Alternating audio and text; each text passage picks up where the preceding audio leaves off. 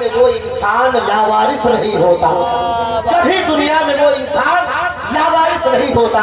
حضرات چونکہ بھائی غلام نور مجسم صاحب نے تو بہت اچھا شعر پڑھا، بہت اچھے اشعار انہوں نے سنائے، مگر اتنے اچھے طور پہ آپ لوگوں نے اسے قبول نہیں فرمایا۔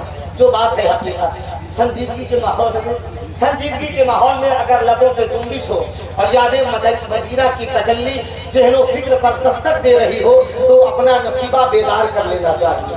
ان تجلیات مدینہ کو پیش نظر رکھ کر اپنے خوابیدہ مقدر کو بیدار کر لینا یہ بہت ہی شعور کی بات ہے، عقل والوں کی بات ہے۔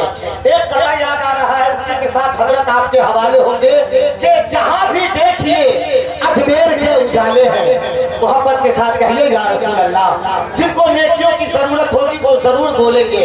اور میں اکثر جلسوں میں یہ قطعہ پڑھتا ہوں مفتی صاحب کے بلا کہ مجھے اے کاش وہ طیبہ بلا لیتے تو اچھا تھا، مقدر سویا سویا ہے جگہ دیتے تو اچھا تھا، بھلا اس چند دن کی زندگی کا کیا ٹھکانہ ہے، اسی میں رہ کے کچھ نیکی کما لیتے تو اچھا تھا۔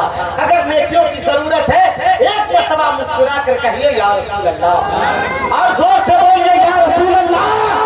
جہاں بھی دیکھیے اجمیر کے اجالے ہیں، ہمارے ملک میں ولیوں کے بول والے ہیں، اور ادھر کا چوچا میں بیٹھے ہیں حضرت مخدوم، ادھر بہار کو تیغ علی سنبھالے ہیں، ادھر بہار کو تیغ علی سنبھالے ہیں۔ حضرات آئیے بلا تاخیر عالمی فکر و نظر کے خطیب، مسلک اعلیٰ حضرت کے دراندیش مبلغ، حق گوئی اور حق پسندی کے مظہر خطیب اہل سنت حضرت علامہ مفتی سلطان دادا صاحب بلا سیوانی کا استقبال کر لیجئے۔ جھوم کر نعرہ لگائیے، نعرہ تکبیر۔